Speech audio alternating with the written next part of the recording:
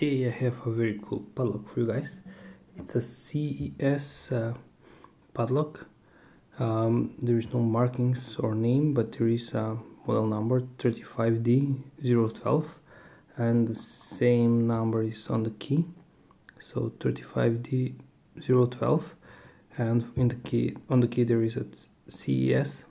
CES, I don't know how it's pronounced.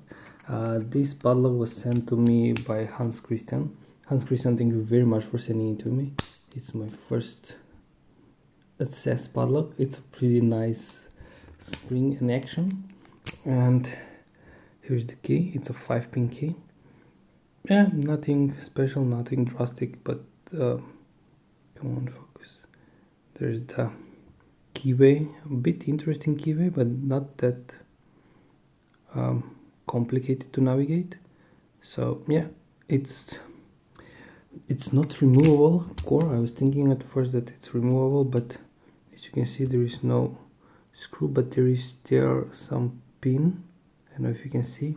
So I don't know how to disassemble it without destroying it, so no disassembling this time.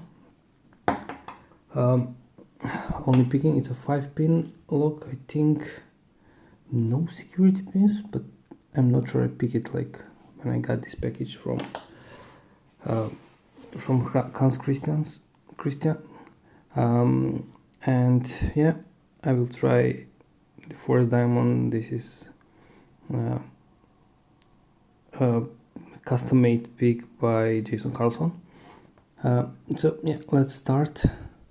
1 nothing, 2 nothing, 3 nothing, 4, it's binding, small click on 4, 5 nothing, again 1 nothing, 2, it's binding, click from 2, 3 nothing, 4 nothing, 5 is binding, click from 5, now 4, it's back, click from 4, that's a 2, and now 1, I think 1 is binding, yeah, and it was pin number 1.